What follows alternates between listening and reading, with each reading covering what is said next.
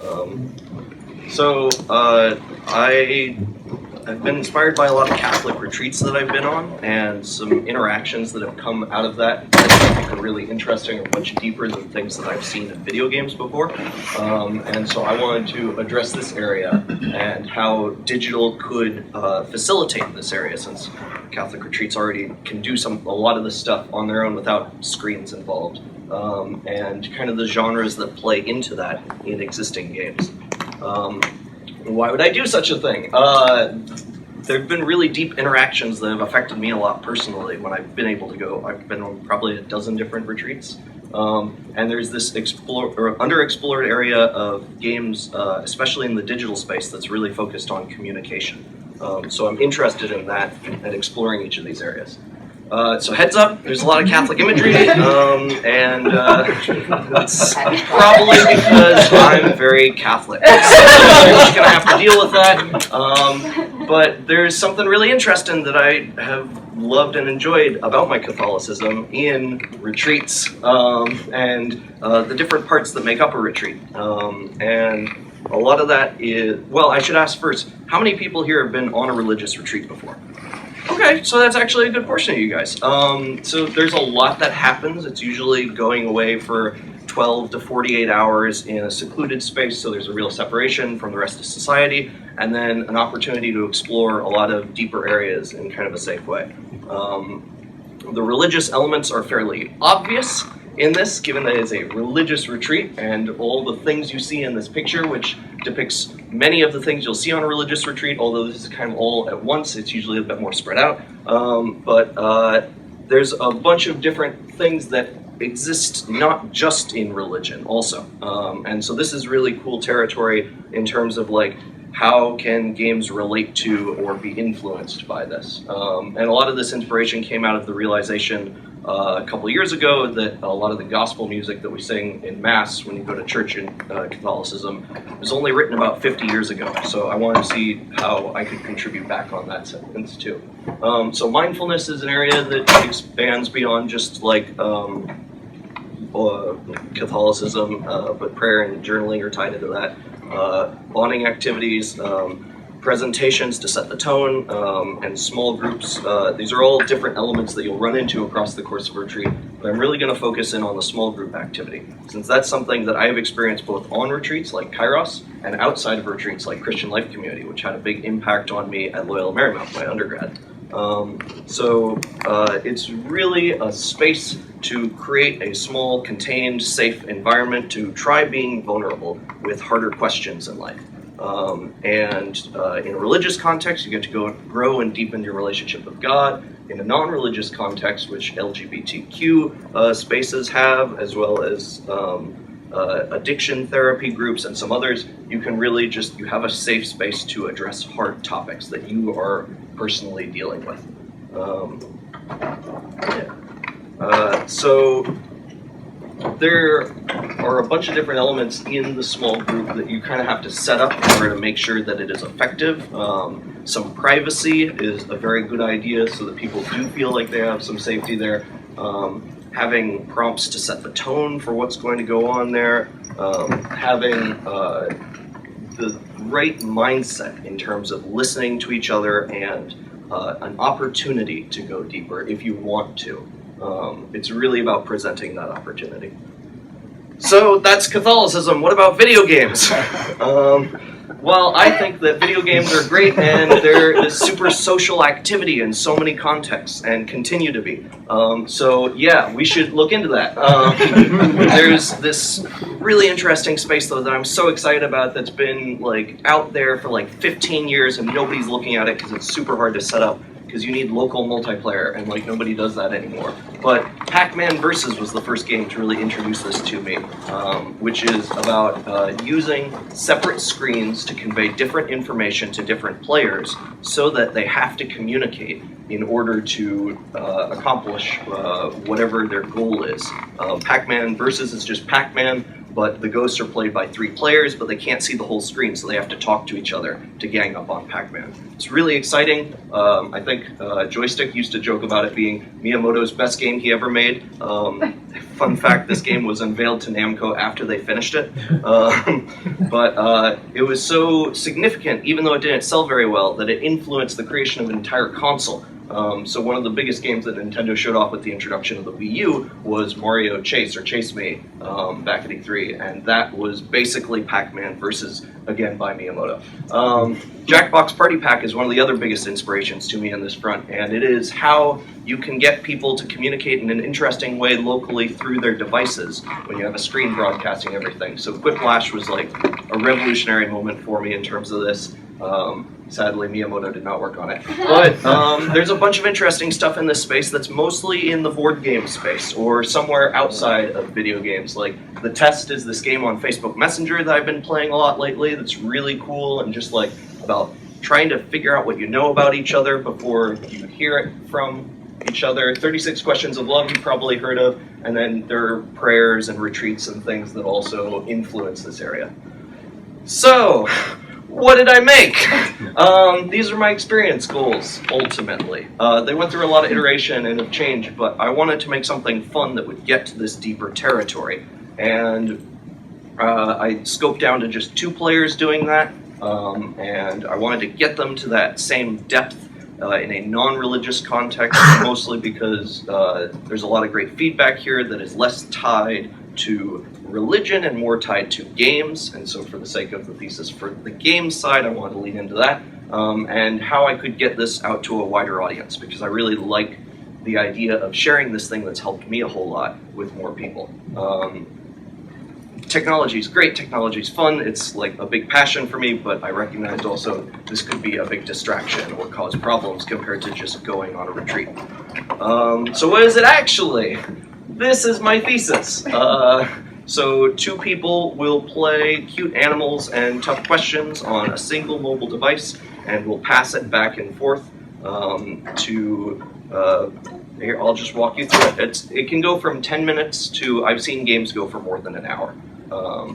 So it starts by setting the tone, confidentiality, and good listening about conversations. Then it presents you with a screen to select what categories you feel comfortable talking about with the day. This usually sets the tone for the rest of the piece, actually, and is one of the screen that I've gotten the most positive feedback on. One of the more difficult areas here was getting people to actually not just get excited and skip it. It was like, oh, let's just dive into it. So that's where there's extra precautions at the bottom. It's really about passing the phone back and forth. And I really like this territory ultimately because it takes the attention away from the screen, which has always been a problem with this game. Then there's a guessing game that occurs where one player sees an animal and is encouraged to tap on it. It gives a juicy sound effect and animation response that the other player is then supposed to guess. And then after that, then it moves on to an interesting or difficult question, and there's an escalation that occurs across the course of the game on that front. So that will then lead to passing the phone again, and the game will continue over an arc of questions, which will explore harder territory with prompts or heads-ups beforehand so that you know when a particularly hard question is coming, and then try to leave you on a positive note coming back out of it. The big question. Yeah, it actually has been successful. Most of the time I've been playing it. I got some great advice from Mary and Tina actually at the beginning of the year about trying to be careful when dealing with people's emotions and responsibility on that front. And so a lot of this has been a very slow rollout process of playtesting. But lately in the last month I've been handing it more and more to people and just giving them space to go play it on their own, and I've mostly had people come back with positive feedback. Not always, still working on it, but at the least it's an excuse for deeper conversation. There's a lot of interesting stuff in digital that can be explored here, or digital will help with. So a lot of it is just like, digital can handle organizing things and information and sorting it much faster than if you had a human with a deck of cards and was like, okay, what categories are you comfortable with? All right, let me just take out all these cards and I'll shuffle these back together and then I'll rearrange these so there's an escalation of difficulty. Being able to just pull it out of your pocket is great, and having fun, juicy little interactions too. So, yeah, the process then behind it and the regrets and the discoveries I thought were really interesting. So I wanted to share a bunch of those with you guys. My process though, I probably would approach differently in the future. I basically made a whole ton of prototypes. This is like 13 different games, dating back to just even like scraping from some prior art with one of the projects from Tracy's class with John and Stephanie. And then ultimately the current build came out of something from January. There's a lot of interesting space here, and I would love to come back and make games out of any of these basically. It went from giving people an opportunity to go deeper, to trying to draw from religious experiences into secular games, and doing that again, on a digital front that time, and then coming back and saying, okay, but no, we could just have it work with an AI, and trying that with webcams and roguelikes, etc., until giving up on that, and then coming back this fall to trying to have people interact with each other and seeing when a screen helps, when a screen hinders, how accessible it should be, how much communication should go through the game instead of outside the game that the game inspires. The anonymous chat prototype was one of the most popular ones that did not make it through to the final version, and it was super fun not knowing which of the 3 or 4 friends around you sent a message that you all just saw, but it didn't invoke religious experiences. Lots of memes. Regrets that I had were, maybe regrets kind of a difficult word. This was new territory for me to lean this far into research on the subject. And so things that I wish I had done differently involve leaning more into the research earlier. There is great material out there that I just didn't even know where to find to begin with. And I thought that the right approach would be to play with prototypes more. And I wish instead I had spent more of my early hours on Wikipedia and Amazon looking at related products, which I'll come back to. Because once you're able to learn the vocabulary of a space that you've never explored before, you can then much more quickly find related material and figure out what you can contrast your current ideas with, or grow or expand in that way. I really liked the advisors that I got to work with, but because I didn't have my ideas locked down, because I didn't have the vocabulary to even know what my experience goals should entirely be. Like, I had experience goals in the very beginning, but they were fairly rough. Since they weren't more narrow, I ended up not being able to go to people with confidence and say, this is my idea. Instead, I said, I'm exploring this space. And I wish I had a singular vision earlier that I could just say, this is definitely happening. I don't know how, but this is happening earlier. If I could have locked something like that down sooner or more precisely, I felt like I could have come to people sooner with that. But even so, I wish I had gone to people sooner or earlier with my vagueness and said, it's okay that I don't know what this is or what it'll be. I have confidence that I will realize it anyways. And instead, I wanted to approach people once I had confidence, and I should have had it from the beginning on that. And then these led to the project not getting as polished as I wish it could have been. I'm very happy with the end result of it, but it doesn't have a final layer of professional art or audio behind it that I would like to. It's still hitting the same feelings and invoking the experience, but it could have been fleshed out more. Discoveries, though, were fascinating. This is expanding on the stuff that I just mentioned of like, how do you do that research for areas you've never explored before? Just like fully immersing yourself, like making that the first thing. I've heard that Irrational Exuberance's development by Ben Vance and Kate Parsons was like this, where they just played everything that VR had to offer on the Steam and Oculus stores, and I wish I had dived further in that direction to begin, since it was experimental territory. Wikipedia has a page that I want to say is 500 links long that is an outline of interpersonal relationships. And every single link on there is its own full-size page, and they're all fascinating. It's like mothers widows, children, flirts, affairs, bus driver, janitor, like it's everything you could possibly have for another relation to another human being, and what you can do in relation to that. And it's just like, there's tons of stuff on Wikipedia if you just keep searching after it. What's the name of that page, Brian? It's called, I think, An Outline of Interpersonal Relationships. Right. I can link you to it though too. And then talking about your idea, not just to the people around you, but to random people, because like there's so much territory out there for any idea. Like you can learn things from talking to anybody. This was really interesting, and it was cool to hear Dave in your presentation the same idea of not being able to observe a playtest directly to respect some form of privacy or the intimacy of a project.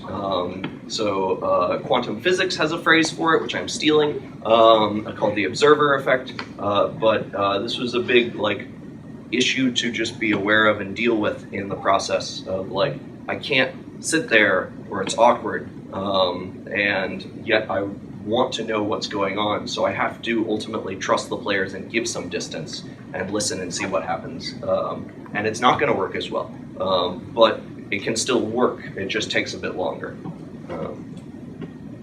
Guessing games was one of the most fun game genres I didn't really know existed formally. It certainly isn't one that you see on any of the storefronts for Xbox or PlayStation as a genre, but anything that involves that trading of information, which is really cool. Only one person has to know any of the information for this to work, which is great when you have a game that benefits from the fewest number of screens possible and fading away. I really liked exploring this space with how something like Battleship compares with something like 20 Questions, and when you have this big tool or object, how it can actually track data for you so you don't have to guess as much. Guess Who is another one like this where there's 50 people's faces, and that game would be awful if you had to memorize all of them and then just think about where you were. It's cool if it's chess, but I can't imagine doing that for the average guessing game with that kind of complexity. So having a tool facilitate the complexity and just make it more accessible, I thought was really interesting. And then anytime you limit the expression of someone, like charades, then it causes this creative outlet for them in how they express something. Conversation starters were the other genre in games that I certainly haven't seen as a subject on Xbox Live, but I would love to see more of this space explored. And I'm really interested in how digital can influence that. It's actually essentially the same genre that a lot of meditation apps have, but in relation between two people instead of in relation to yourself. It's how do you reflect on a prompt in more meditation stuff internally, in more conversational pieces out loud and in relation to each other. And this is fascinating in terms of what the questions ask of you and how they're designed for invoking more thought into the answer or less, easier or harder questions, and how much detail it's expecting of you. So it's much easier to just answer yes or no to a question than it is to actually answer why, things like that. Listening skills are important for this, so that's still territory that video games could probably work on. And how do you set the tone beforehand?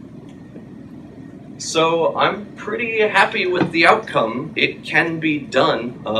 It's different than what I thought it would be, but the game ultimately is able to hit that sense of getting a deeper conversation. It's not better than the physical approach right now, but it is able to help in a different way. And I think that's really powerful and an opportunity that we can look into further in the future. So I want to thank everyone on my team and lots of additional people that helped me through random one-off advisements and things like that. And in addition, if you want to follow up, my contact information and a review of some of my favorite keywords that I learned in this that I wish I knew at the beginning. So thank you.